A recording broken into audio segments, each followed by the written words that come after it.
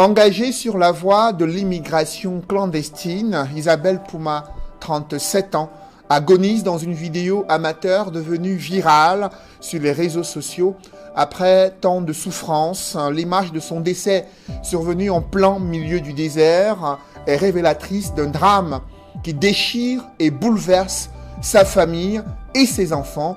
Ils ont essayé en vain de la dissuader d'emprunter ces routes chaotiques de l'immigration clandestine, mais celle-ci n'avait qu'un seul rêve, le rêve de l'Eldorado occidental, un rêve qui s'est brisé à jamais. C'est une enquête exclusive signée Eric Watat et Cédric Ding.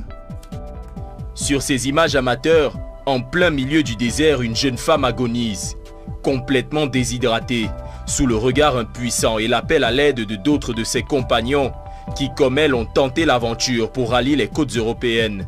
Ça fait 4 jours que nous sommes coincés au désert à cause d'elle. Nous sommes dépassés, on ne sait pas quoi faire. Nous sommes à une quarantaine de personnes et nous ne pouvons pas risquer notre vie, 40 personnes rien que pour elle. Voilà le 5e jour que nous sommes toujours coincés pour elle. On va lui laisser, que Dieu nous pardonne, on demande pardon à Dieu. On ne peut pas risquer tout 40 vies pour une personne.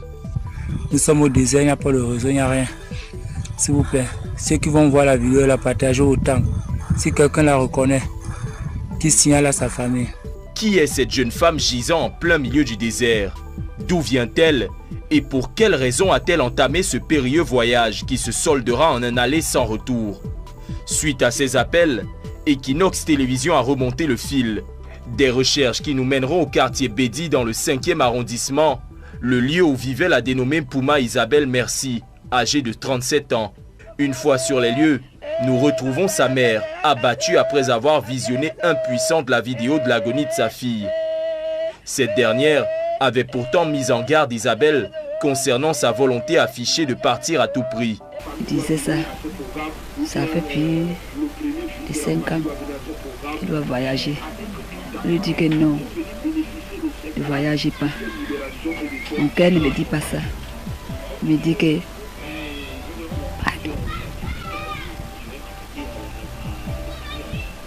elle ne fut pas la seule à tenter de convaincre Isabelle. Emmanuel, le fils aîné de la défunte, tentera de dissuader sa mère, mais en vain. Donc, depuis que ma mère s'est engagée sur ce projet, je lui ai parlé que non, qu'elle ne part pas.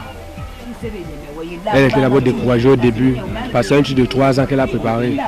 Et que s'il n'y a pas quelqu'un qui la soutient, elle va sûrement partir, même sans commande.